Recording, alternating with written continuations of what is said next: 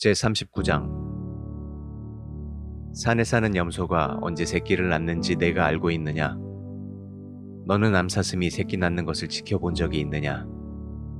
그것들이 얼마 동안 새끼를 뱃속에 넣어 다니며 또 새끼를 낳는 때는 언제인지 내가 알고 있느냐? 그것들이 몸을 구부리고 일단 새끼를 낳으면 그 고통은 끝나버리고 그 새끼들은 빈들에서 건강하게 자라다가 어미 곁을 떠나 다시는 돌아오지 않는다. 누가 들나귀에게 자유를 주었으며 누가 그것을 풀어놓아 마음대로 다니게 하였느냐? 내가 그것들에게 들을 주어 집을 삼게 하고 그것들로 염분이 많은 땅에 살도록 하였다. 들나귀는 도시의 떠들썩한 소리를 싫어하며 몰이꾼들이 외쳐대는 소리도 들으려 하지 않는다. 그것들에게는 산이 목장과 같아서 거기서 푸른 것을 찾는다. 들소가 너에게 순종하며 너의 외양간에서 머물겠느냐? 내가 줄로 들소를 매어 밭을 갈고 썰애질을 하게 할 수 있겠느냐? 그것이 힘이 세다고 해서 너의 힘든 일을 덜어주리라고 생각하느냐? 내가 그것을 보내 곡식을 집으로 실어오게 하고 곡식단을 타작마당으로 모으게 할 수 있느냐? 타조는 웅장하게 날개를 치지만은 그 깃과 털에서 어미의 사랑을 찾아볼 수가 없다. 그것은 알을 땅에 그대로 버려두어 땅의 열로 더워지게 하고 누가 발로 밟아 그것을 깨트리거나 들짐승이 해칠 것을 생각지 못하며 자기 새끼도 마치 제 새끼가 아닌 것처럼 무정하게 대하고 수고하고 애쓴 보람이 없어져도 그것에 별로 관심이 없다. 이것은 내가 타조를 어리석게 하고 지혜를 주지 않았기 때문이다. 그러나 타조가 날개를 펼치고 뛰어갈 때는 말과 기술을 우습게 본다. 내가 말에게 힘을 주고 흩날리는 갈기를 그 목에 입혔느냐? 내가 말을 메뚜기처럼 뛰게 하였느냐? 그 위험 있는 콧소리는 두려움마저 느끼게 한다. 말은 앞발로 땅을 힘있게 차며 전쟁터로 달려가면서도 두려움을 모르고 칼과 맞서도 피하지 않는다. 그 위에서는 화살통이 덜커덩거리고 긴 창과 작은 창이 햇빛에 번쩍거린다. 그것은 나팔 소리가 나면 미칠 듯이 앞발로 땅을 차고 달려나가며 나팔 소리가 날 때마다 콧소리를 내고 멀리서도 전쟁 기밀을 알아차리며 싸우는 소리와 지휘관들이 명령하는 소리를 다 듣는다. 내가 하늘 높이 솟아올라 남쪽을 향해 날개를 펴고 나는 것이 내게서 배운 지혜 때문이냐? 독수리가 높은 곳에 집을 짓는 것이 내 명령 때문이냐? 그것은 높은 절벽에 집을 짓고 살며 험한 바위산이 그의 요새이다.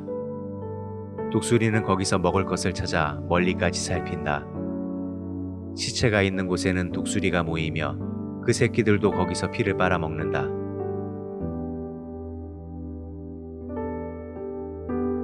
제40장 여호와께서는 계속해서 욥에게 말씀하셨다. 내가 아직도 전능한 자와 다투겠느냐? 나 하나님을 책망하는 너는 이제 대답하라. 그러자 욥이 이렇게 대답하였다. 나같이 보잘것없는 자가 주께 무엇이라고 대답하겠습니까? 다만 손으로 내 입을 가릴 뿐입니다. 나는 이미 너무 많은 말을 하였습니다. 그때 여호와께서 다시 폭풍 가운데서 욥에게 말씀하셨다. 너는 남자답게 일어나서 내가 묻는 말에 대답하라. 너는 내가 의롭다는 말을 하기 위해서 내 심판을 무시하고 나를 죄인으로 단정할 셈이냐? 내가 나 같은 팔을 가졌으며 나만큼 우렁찬 소리를 낼 수 있느냐? 만일 그렇다면 내가 화려하고 아름답게 꾸미고 위엄과 영광의 옷을 입어라. 너는 교만한 자들을 찾아 너의 분노를 쏟고 그들을 낮추라. 다시 말하지만 교만한 자들을 모조리 찾아서 낮추고 악인들을 그들이 있는 곳에서 짓밟아 모두 땅속에 묻고 그 얼굴을 싸서 무덤에 두어라. 그러면 내 힘이 너를 구원할 수 있다고 내가 인정해 주겠다. 너는 하마처럼 생긴 괴물을 보아라. 내가 너를 창조했듯이 그것도 창조하였다. 그 괴물은 소처럼 풀을 먹고 살지만은 그 허리와 배의 힘줄에는 강한 힘이 있다. 그 꼬리는 백향목처럼 곧고 넓적다리의 힘줄은 서로 굳게 결합되어 있으며 그 뼈는 노쇠처럼 단단하고 다리는 쇠막대기와 같다. 이것은 내가 창조한 것 중에서 가장 무서운 놈이다. 그것을 창조한 나도 칼을 들어야만 접근할 수 있다. 모든 들짐승이 노는 산이 그것을 위해 먹을 것을 만들어낸다. 그것이 연꽃 아래나 습지의 갈대밭에 엎드리면 연이나 수양버들이 그것을 그늘에 숨겨준다. 그 괴물은 홍수가 밀어닥쳐도 놀라지 않으며 요단 강물이 넘쳐 그 입에까지 와 닿아도 태연하다. 누가 감히 그것을 잡아 갈고리로 그 코를 꿰 수 있겠느냐. 제41장. 내가 낚시로 악어처럼 생긴 바다 괴물을 낚을 수 있겠느냐. 내가 노끈으로 그 혀를 묶을 수 있으며 줄로 그 코를 꿰고 갈고리로 그 턱을 꿰 수 있겠느냐. 그것이 너에게 놓아달라고 간청하거나 부드러운 말로 아첨하겠느냐. 그것이 너와 계약하고 영원히 너의 종이 되겠느냐.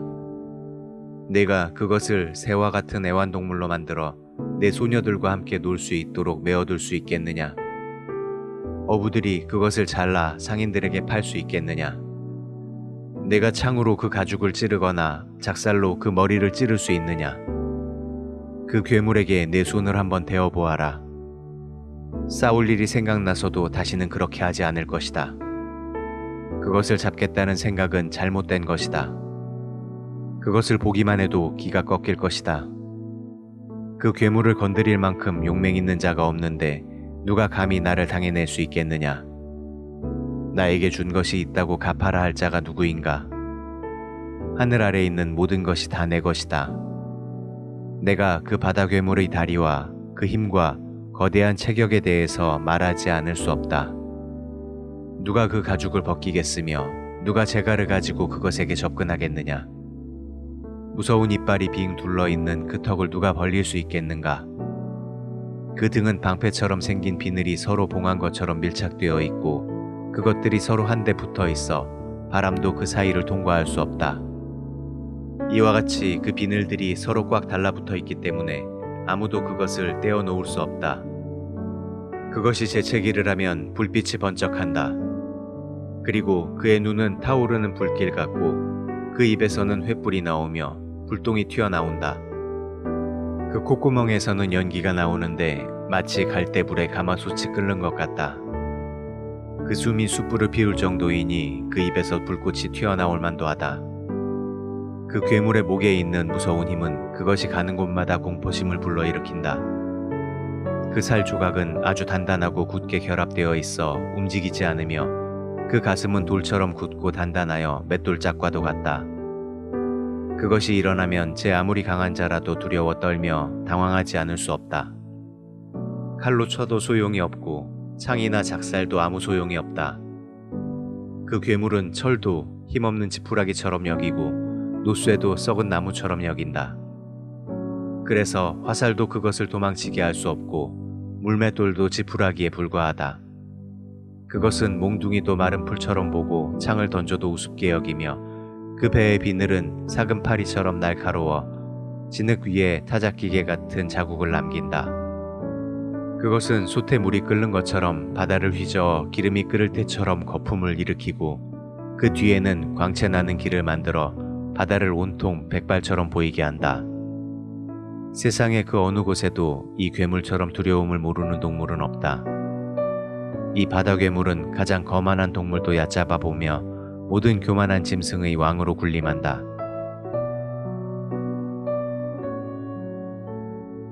제42장. 그때 욥이 여호와께 이렇게 대답하였다. 주께서는 무슨 일이든지 다 하실 수 있는 분이시므로 주의 계획은 그 어느 것도 좌절될 수 없다는 것을 나는 압니다. 무식한 말로 주의 뜻을 흐리게 하는 자가 누구겠습니까? 바로 나입니다. 내가 이해할 수 없는 말을 하였고 너무 신기하여 내가 알 수도 없는 말을 하였습니다. 주께서는 저에게 이제 너는 들어라. 내가 말하겠다. 내가 너에게 물을 테니 너는 나에게 대답하라 하고 말씀하셨습니다. 전에는 내가 주께 대하여 귀로 듣기만 했는데 이제는 내 눈으로 주를 직접 보았습니다. 그래서 내가 말한 모든 것을 부끄럽게 여기며 티끌과 제 가운데서 회개합니다. 여호와께서는 욥에게 하시던 말씀을 마치시고 대만 사람 엘리바스에게 말씀하셨다. 나는 너와 너의 두 친구에게 분노를 금할 수 없다. 너희가 나에 대해서 말한 것이 내 종 욥의 말만큼 진실하지 못하다. 이제 너희는 수송아지 7마리와 순양 7마리를 내 종 욥에게 끌고 가서 너희를 위해 불로 태워 바치는 번제로 드려라. 내 종 욥이 너희를 위해 기도할 것이다. 그러면 내가 그의 기도를 듣고 너희 어리석은 소행대로 갚지 않겠다. 너희는 내 종 욥처럼 나에 대하여 진실을 말하지 않았다. 그래서 대만 사람 엘리바스와 수아 사람 빌닷과 나아마 사람 소발은 여호와께서 그들에게 명령하신 대로 하였고 여호와께서는 욥의 기도를 들어주셨다. 욥이 자기 친구들을 위해 기도했을 때 여호와께서는 그를 다시 축복해 주셔서 전에 그가 소유한 재산의 갑절을 그에게 주셨다. 그러자 그의 모든 형제 자매들과 전에 그를 알던 사람들이 찾아와서 그와 함께 식사를 하며 여호와께서 내리신 모든 재앙에 대하여 그의 슬픔을 동정하고 위로하였다. 그리고 그들은 모두 은화 1개와 금고리 하나씩을 그에게 주었다. 여호와께서는 욥의 말년에 처음보다 더 많은 복을 주셨다. 그래서 이제 그는 양 14,000마리, 낙타 6,000마리, 소 2,000마리, 암나귀 1,000마리를 소유하게 되었다.